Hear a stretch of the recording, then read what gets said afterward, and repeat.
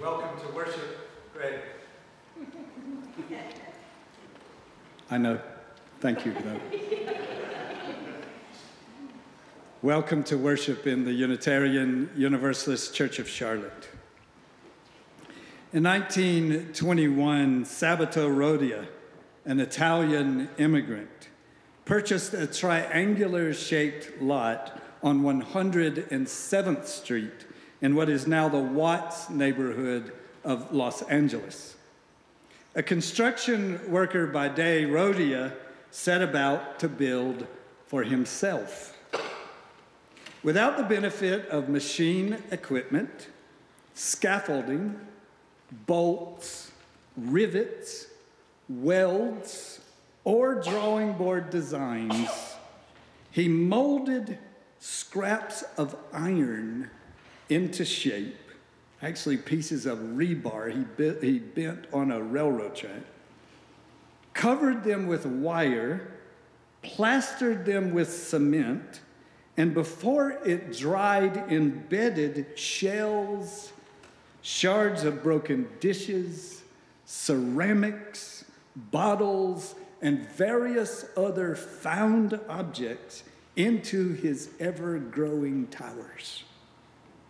For 34 years, working by himself, he fashioned each of the 17 towers, the grandest of which is 99 and a half feet tall. As a documentary on the towers declares, why he did it, nobody knows. I made a pilgrimage to the Watts Towers of Simon Rodia last year. Such an utterly delightful place. Right in the heart of the pulsing beat of Watts. Whatever else we may glean from Rodia's towers and surrounds, this much is clear. They stand as a vibrant witness to human artistic creativity. That's what we're here today to acclaim. Carving out these shared moments together to attest to the spiritual import of artistic creativity. There's nothing we humans do any more universal or remarkable or, in its truest sense, spiritual than this. So take a deep breath. Take a step away from whatever is weighting you with concern and lean into today's celebration. As we prepare to sing, please greet those around you warmly.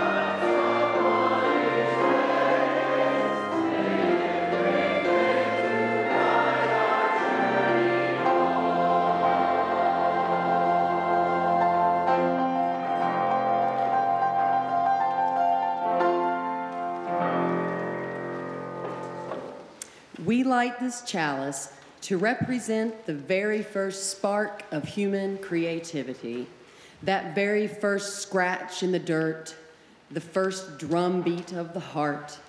May we recognize the creativity that exists within us all, and may this recognition dissuade many of us from declaring, "Oh, I'm not a creative person," as if there were another option.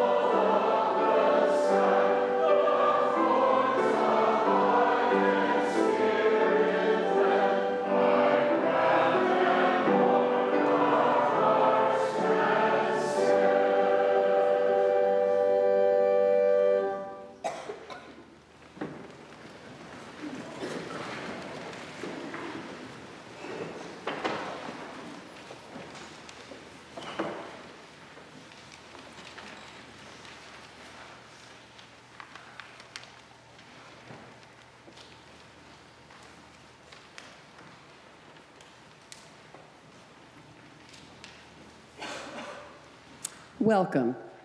We're happy you're with us today in this room or joining us remotely. We're pleased to have guests with us. Our members would like to greet you personally following the service, so if you are visiting, please raise your hand and keep it up. Members, take note of guests seated near you. After the service, invite them to join you for coffee and conversation in Freeman Hall.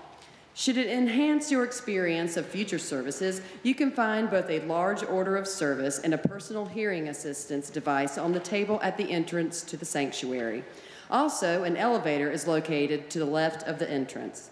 If you'd like to learn more about us, please fill out a yellow card and place it in the offering basket later in the service. Members with a life event to share can do so on the reverse side of the card. The cards and offering envelopes on the clipboards at the end of the row. Please begin passing them now. Visitors interested in hearing about how to become a member can talk with our membership coordinator, Kelly Green. Her contact information is on the back of your order. And again, to each of you, welcome.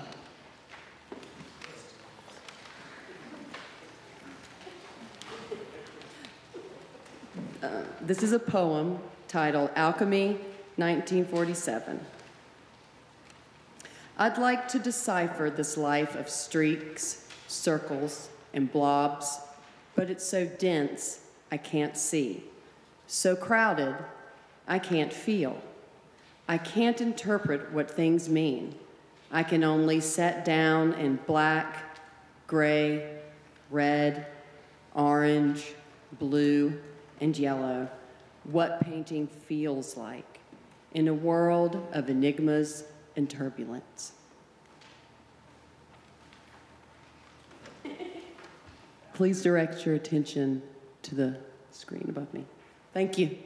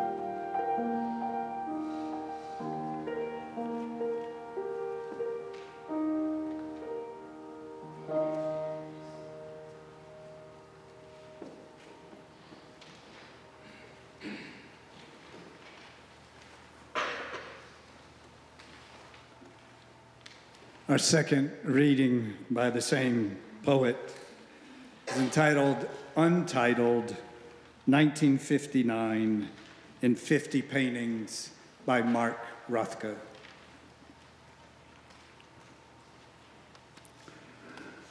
Sometimes life's joys are small. A little orange square, a yellow one, a magenta line in between. Sometimes life's joys are small, a little orange square, a yellow one, a magenta line in between.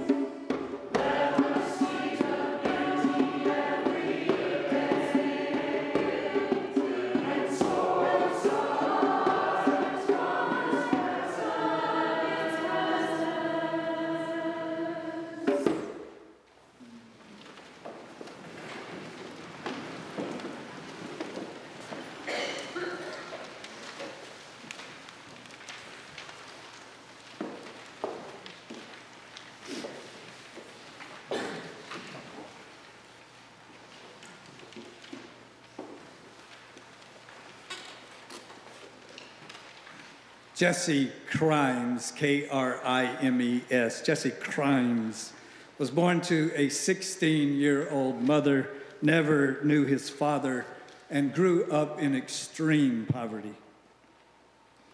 Despite those challenges, he was able to earn a degree in studio art from Millersville University in Pennsylvania. However, just after he graduated in 2009, he was indicted on federal drug charges and for possessing a tiny amount of cocaine labeled a drug kingpin. After a year pre-sentence in solitary confinement for his first-time nonviolent offense, Jesse Crimes was given a 6-year prison term, confined to a violent offender unit for a year, and incarcerated for the remaining 5 years of his sentence in both medium and maximum security federal prisons. In a recent interview, he explained, "When I went in, I immediately knew that investing myself in something, creating something, was going to be important. With no access to any art materials, Crimes began tearing images out of newspapers, transferring them onto the surface of prison-issued soaps, and hiding them in the decks of playing cards. He produced 300 such works, now exhibited in a collective piece he calls Purgatory. Then his project expanded dramatically. He explored transferring the images onto prison bed sheets. First using water, but discovering that the images bled through, making them illegible, he realized, as he explains, I needed something that had a little bit more viscosity to it.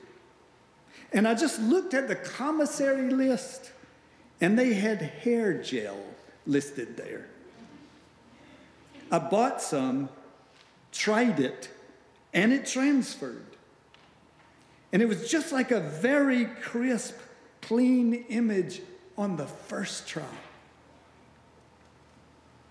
Using newspaper images, prison bed sheets, hair gel, and a plastic spoon.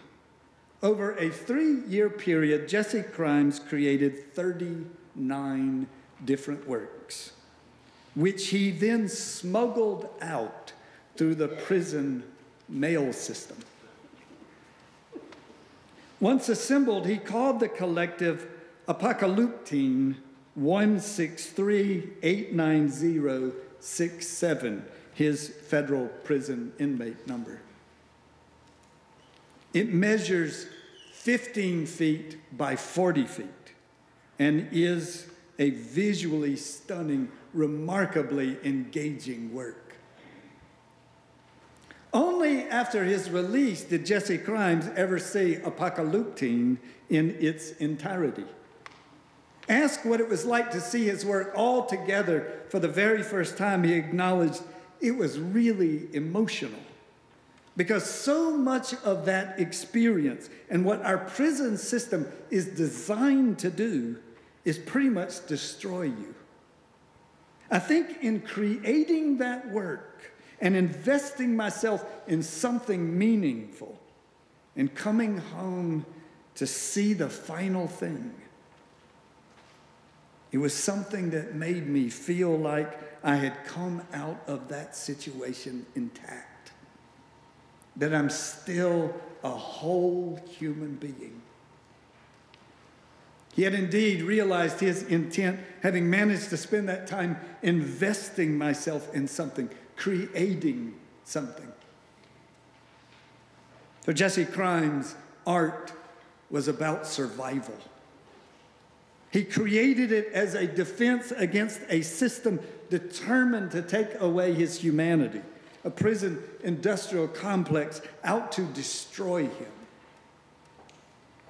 And in investing himself in something, in creating something, he was able to preserve himself, to emerge a whole human being. In times and places where the stakes were even higher, and on days and in ways in which the assault on our humanity is far subtler and considerably less obvious, we humans have consistently chosen the path of creativity. From primal parents who, having learned the language of speech, then translated it into song, to Aboriginal predecessors who, having risen to walk on 2 feet, then began, before very long, to dance. from ancient ancestors who first fashioned functional vessels and then opted to adorn them with designs, to primordial forebears who, for reasons we cannot know, looked at cave walls and saw them as canvases for expression. We are those who continue to sing and dance, design and paint, photograph and film, stitch and carve, and in so many other remarkable ways, invest ourselves in things, create things. Nothing we do is any closer to what I understand to be the spiritual than our impulse to create and our capacity as artists. When we are at our best, our creations serve to mediate both what is deepest within us and what transcends us completely. Artists convey not just their own talents and skills, but something far more spiritually significant.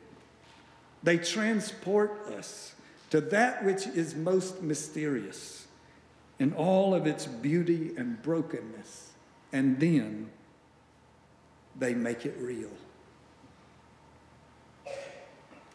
As a long-time serial obsessionist, my latest consuming interest is in the almost indescribable works of an Alabama-born, self-taught artist and musician named Lonnie Holley.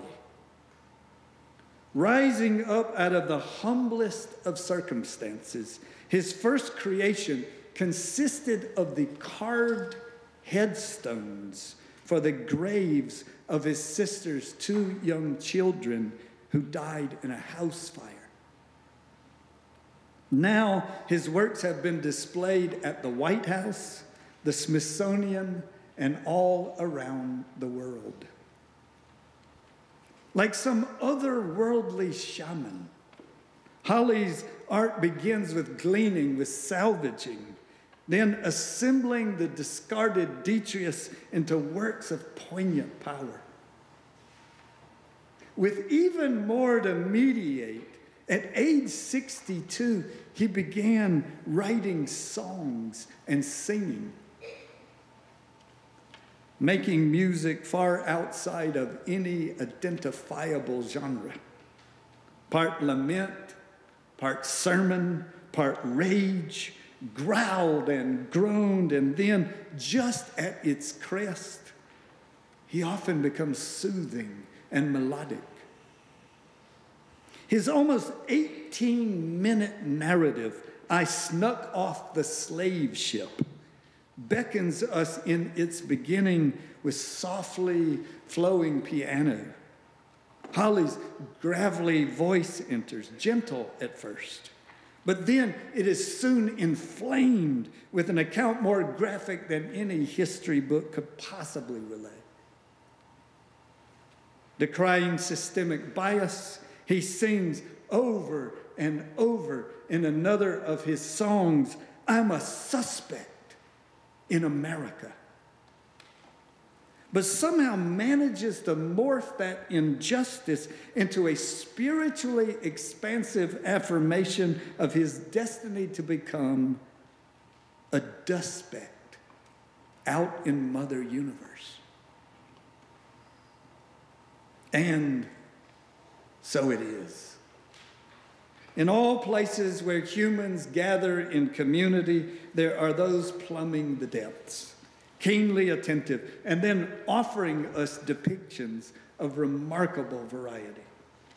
Here among us in this very congregation, such remarkable artists of so many different kinds. Nothing we do is any more amazing than this, which may be why, if asked to identify our favorite ethicists or physicists or theologians or historians, many of us would draw a blank. But if asked to name our favorite musicians, or artists, or filmmakers, or writers, we'd all have stories and recommendations aplenty. Today, perhaps it is enough, deeper spiritual meaning aplenty, simply to be reminded of this. Before you write off, tell off, flip off this world, before you succumb to the leaden weight of despond, before you determine that we humans are an execrable lot, consider the artists, the creative ones. Yes, the glaciers are melting, and we may all one day drown in a flood of our own making. But there are those who are painting and making and singing and breaking our hearts with beauty. Yes, the isms flare with the frequency of fireflies on an August evening, sexism and racism and nationalism and ism. But there are those painting and making and singing and breaking our hearts with beauty. Does it balance the scale? Does it even the odds? Does it outweigh the utter weightiness, ugliness of it all? Who knows such things? Who is to measure? Who to decide? I only know this.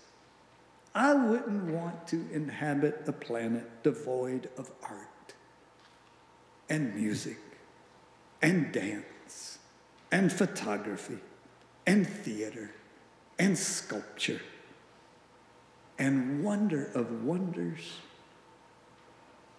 I don't have to. Oh, sure. Some insufferable twit has tweeted some maddening message, even while we have been here this morning, no doubt. But somewhere, right now, with brush in hand, with needle in hand, with clay in hand, with tools in hand, someone is creating. Did you hear me? Someone is creating right now. Take heart. It is yet a wonder-filled world. Because, as has always been the case, there's every reason to believe, there will always be those who are investing themselves in something, who are creating something. And in that regard, please direct your attention to the screen.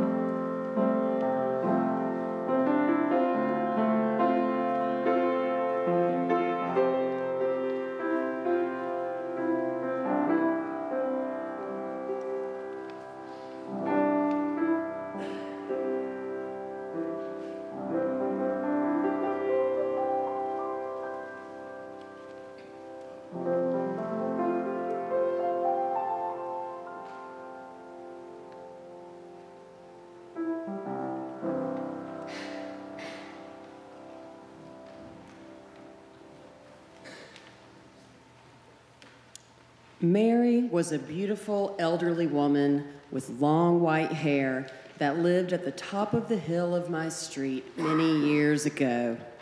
I knew her because of her rare but welcomed visits she would make to our doorstep or to our front yard with a conveniently placed drive-by. She was very kind-hearted and proper. She would use these opportunities to invite us to her church, where she had been playing the organ for decades. We kindly nod and pretend to be considering the invitation, but nothing ever really came of them. So very early one morning, as I was driving up the hill in my car, I saw her whisking across the street in front of her house in a flowing white nightgown. I imagined the paper person must have dropped her paper on the wrong side of the road, and in an act of bravery, she had darted across the street in her skivvies to retrieve it. I'm certain she was horrified that a car was approaching, and I just kept driving, too stunned and groggy to react. Regardless, with the morning light and the long white hair and the flowing white nightgown, she had unknowingly created a glorious image that I could never quite forget. I started a series of photographs. One of the signature images of the series is up on the screen behind me. I started this series in an attempt to replicate that scene. The series developed organically from there. This image was actually not taken on the famous hill that I spoke of, but is from the hill of my front yard, and I used my youngest daughter, Molly June, as my assistant. She was kind of my tripod at the time. During this series, I chased dawn, dusk, fog, and rain to capture images of myself as Mary, because by this time, Mary was long gone. Nonetheless, she would never have agreed to model in a nightgown in the street. A lot of my most current photographic work has grown from this one inspirational moment. Being Mary in these images took me on an almost spiritual journey that I had to ritualistically cleanse from myself for closure. I felt that she needed to rest, and I needed to shake off the Mary spell. And that is all captured in this series, too. The continued work has taken a life of its own, branching off into more and more ideas. A virtual avalanche of images have been and still are forming in my mind. So many ideas. At times, it is hard to remember them all in enough time to write them down. But there are other times, many other times, that a creative idea has been abandoned or had to be abandoned. Sometimes it just had to be moved out of the way for the real creative work to even begin. Artistic creativity to me is like a form of communication. I create things the way I see them, images that are inspired by emotions, relationships, nature, objects, found objects, people, environments.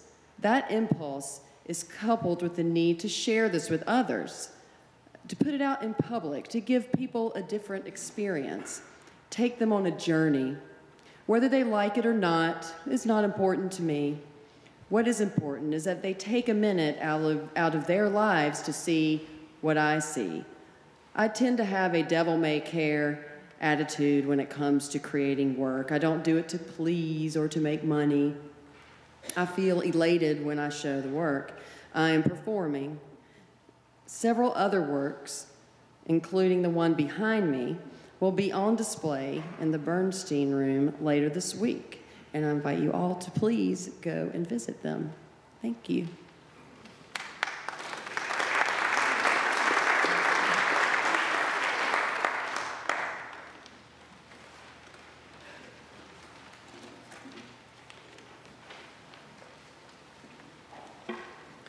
Thank you, Kim, for a first-hand glimpse into today's topic. Thank you to the artists of this congregation who shared their creations for this service. And thank you to Michael Amy Sira for her contribution of today's altar. Each of you enriches our congregation and our community immeasurably with your investments and your creations.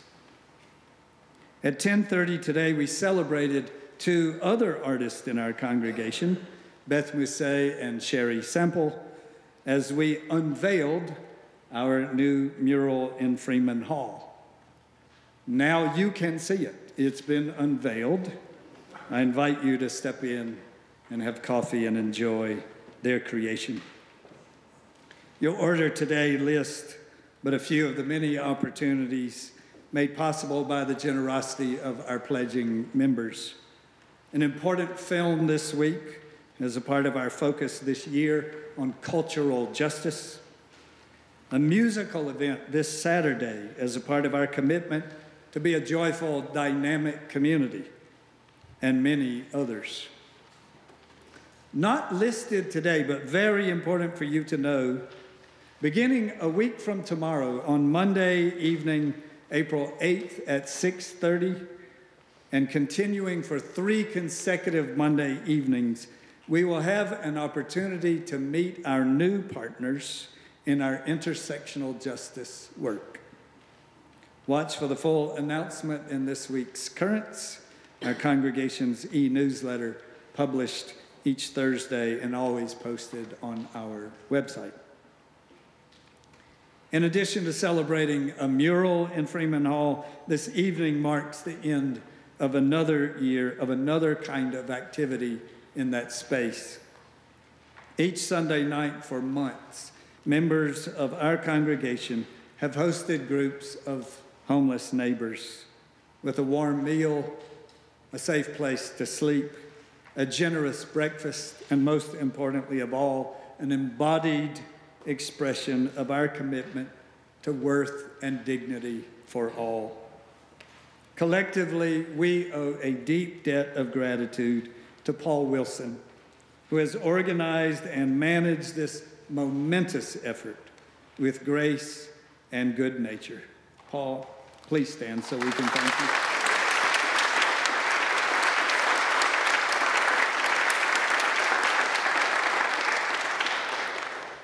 If you have participated in this year's Room in the End effort, would you please stand so we can thank you?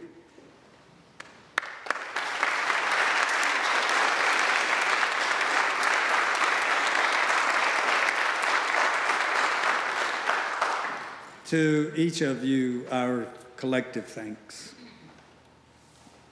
We're here to expand our hearts, to make room for both great joy and deep need. We name into our shared concern our city, roiling again from yet another police-involved killing of a young black man. We name the people of Mozambique, of Venezuela, of Palestine, and so many other places where natural disaster and unnatural oppression foster suffering and enmity. We name with prayerful compassion our beloved members, Dick and Simone Lake, as Dick is hospitalized, and include also their daughter Suzanne, our member, as she cares for them. And we include others here and beyond, who we hold with love in the silent prayers of our hearts.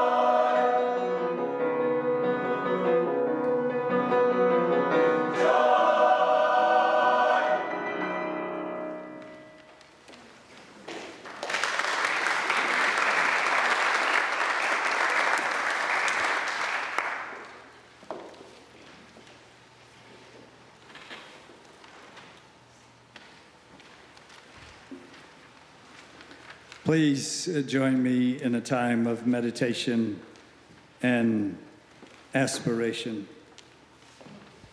in a participatory experience today.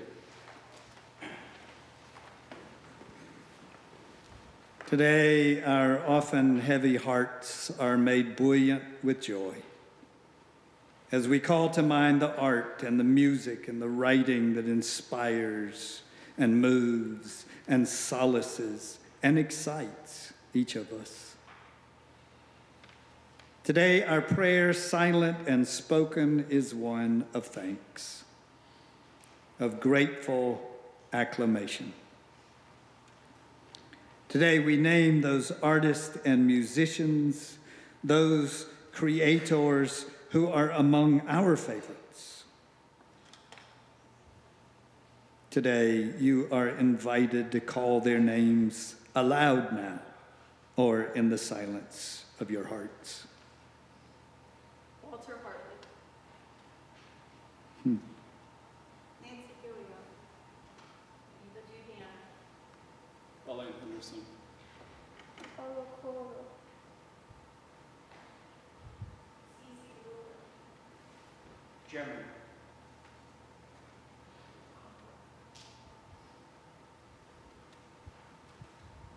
Scott Weitzer.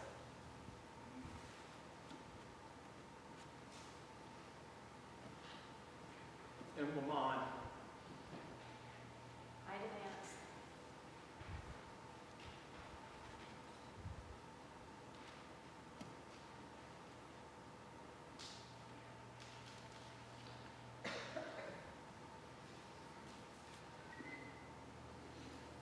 For each of these and for so many others, source of all, to you we raise these our prayers of grateful praise. Amen.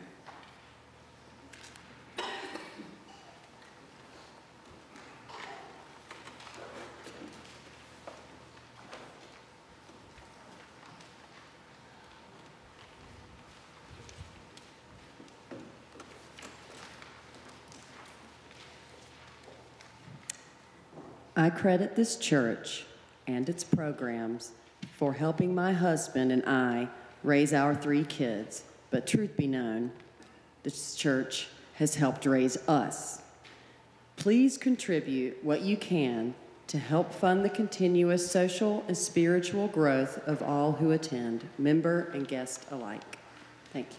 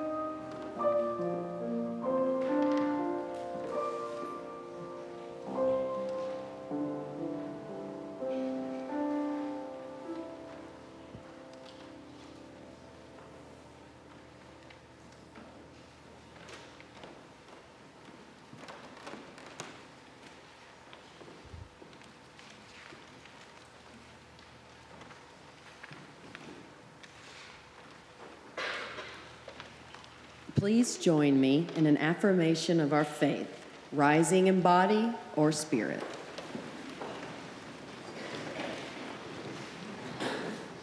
The great enemy of creativity is fear.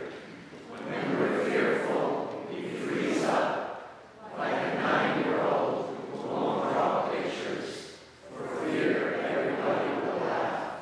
Creativity has a lot to do with the willingness to take risks.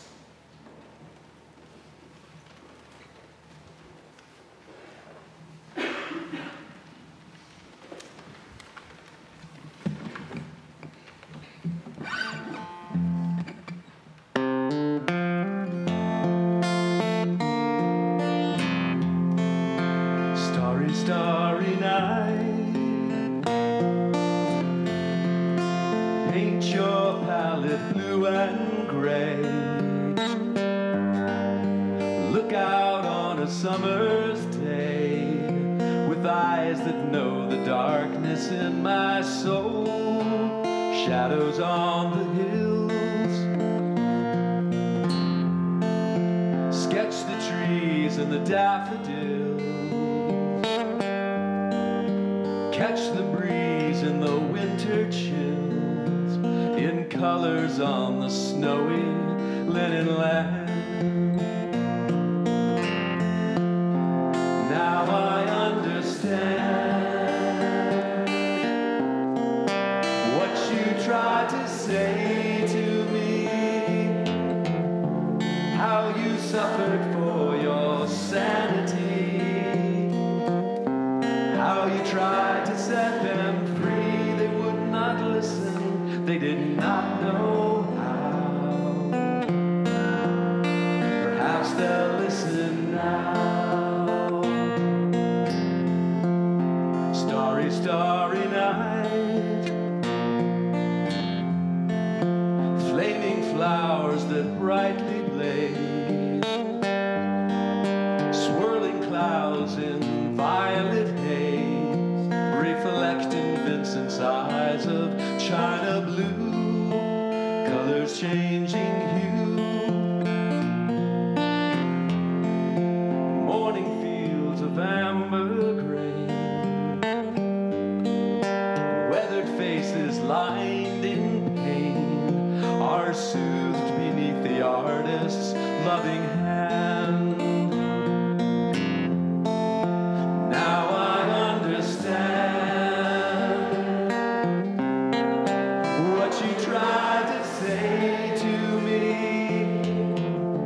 how you suffered for your sanity, and how you tried to set them free. They would not listen, they did not know how.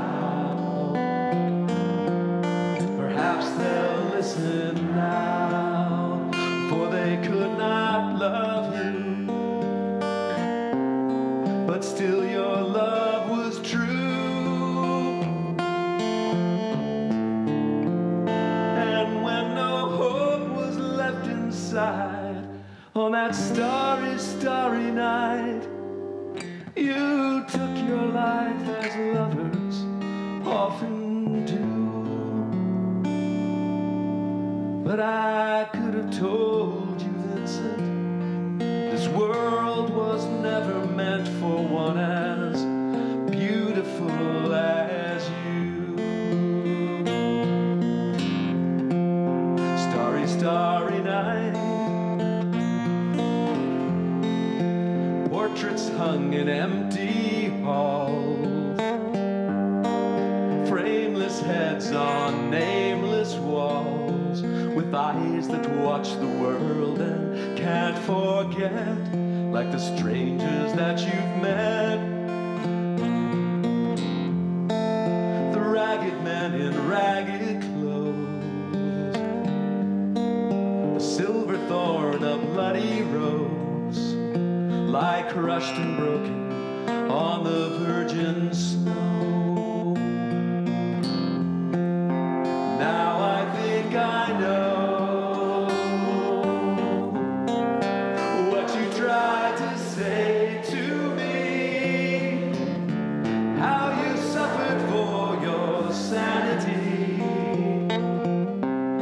how you tried to set them free. They would not listen, they're not listening still. Perhaps they never will.